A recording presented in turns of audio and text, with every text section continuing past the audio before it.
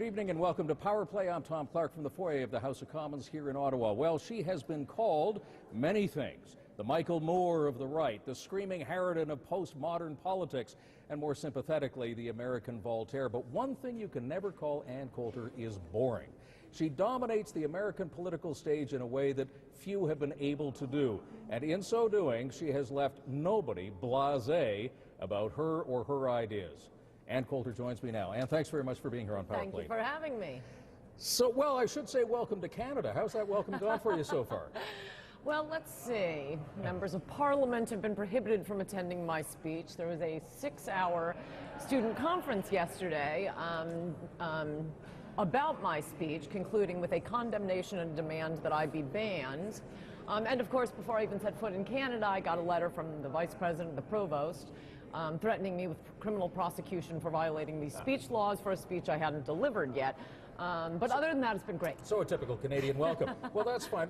Just to remind everybody, let me just pull out a bit of the excerpt of the email that you got from the Provost, a guy by the name of Francois Houle at the University of Ottawa, where the event is taking place tonight. And he says, in part, our domestic laws, both provincial and federal, delineate freedom of expression, or free speech, in a manner that is somewhat different than the approach taken in the United States. I therefore encourage you to educate yourself, if need be, as to what is acceptable in Canada and to do so before your planned visit here. I therefore ask you, while you are a guest on our campus, to weigh your words with respect and civility in mind. So I've got to ask you, so did you educate yourself? You up to speed on the Criminal Code of Canada?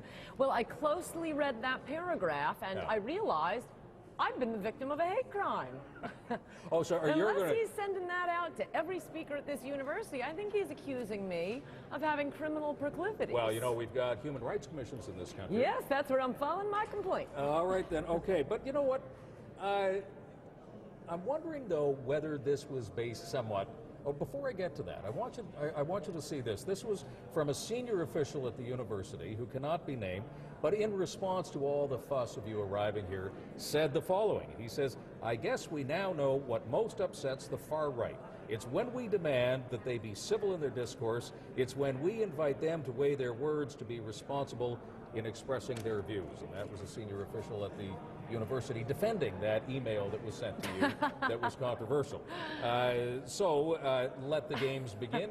But you know what? I'm wondering whether... No, by the way, I mean, in response to that, precisely what I said. Does Michael Moore get a letter reminding him to be civil and threatening him with criminal prosecution? It's not that this upsets me, it's that this is a violation. In fact, this would not have been a violation of any human rights commission in the United States, and I would not be the victim of a hate crime. But he described the hate crime legislation to me and promoting hatred toward a group based on, or an identifiable group. I'm an identifiable group, I'm Christian, I'm a conservative, I'm a female, but once the Human Rights Commission determines who gets this letter, we'll know. And I just want a Human Rights Commission that is not only applied to one side, and I guess we'll find out if it is, because if that's not a hate crime, then the hate commission is nonsense. It's a scam and a hoax. But might they be talking about, for example, last night, you told a Muslim student there that in the absence of a flying carpet, she should maybe take a camel if she didn't want to take an airplane. Yes. A lot of Canadians might say, why would you say something like that? Well, I would highly recommend that these Canadians come to my speeches or read my full interviews. During the question and answer period, I get the co-ed questions, where people go through various jokes I've told in more than a decade of commentary, interviews, books, 7 New York Times bestsellers.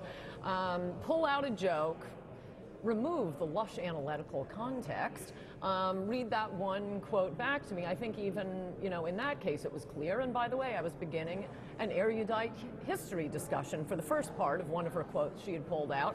But I had said I was talking about racial profiling in an interview. With The Guardian, I might add, made some points about how that should be a part of racial profiling. And he said, oh, and also the oddity of Muslims suing Northwest for having, I don't know if you remember, that was a big case in the United States. 7 Muslims pray before they get on. They asked for seatbelt extensions. A lot of the passengers were nervous. They overheard the Muslims talking about the war in Iraq and how it was an infamy, a day in infamy when we invaded Iraq, blah, blah, blah.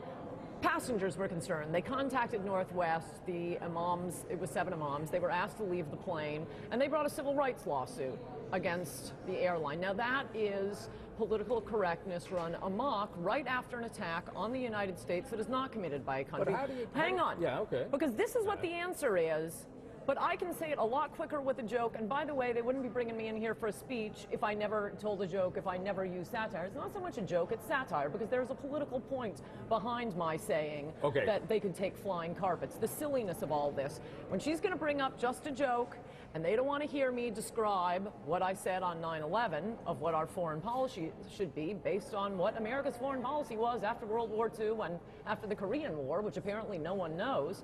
I was going through a serious answer, and they start heckling and screaming, answer the question, wish we had them down at Guantanamo. So the answer to the question of explain a joke is another joke. So was this a joke? This was November 30th, 2004. We're on Fox News. You were talking about Canada. Oh, that's a good one. Okay. I was going to put the whole thing on my webpage. So you said, well, yeah, I mean, a little part of it. You just said, they better hope the United States doesn't roll over one night and crush them.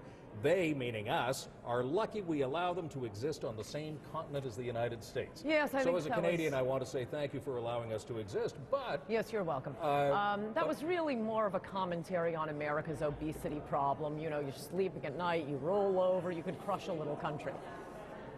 Okay, but that letting was a us joke. exist... It's a joke. Okay, so it's a joke. But you have warm feelings towards Canada. No. Yes, I do. Americans love Canada. One of our presidents, Bill Clinton, was stationed in Canada for the Vietnam War. Have you met Stephen Harper, our Prime Minister?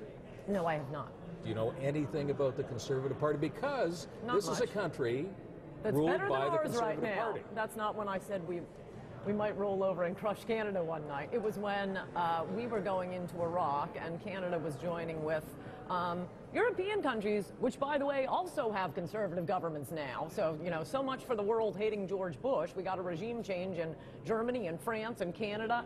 Australia continued in an unprecedented manner. I think it was a 3rd or 4th term for John Howard under President Bush. So I guess all the liberal caterwauling about how Bush was enraging the Allies wasn't true. But yes, there has been a regime change since then.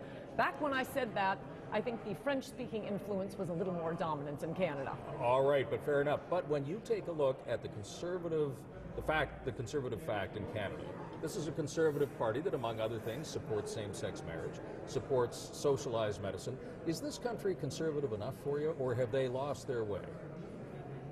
I don't really pay that much attention to Canadian politics. If they support same-sex marriage and socialized medicine, no, they're not conservative enough. Okay, and I just want to take a short break. We're going to come back, and I want to ask you about what's going on in the United States and your views on the discussion down there. Stay tuned. Power Play will return right after this with Ann Coulter.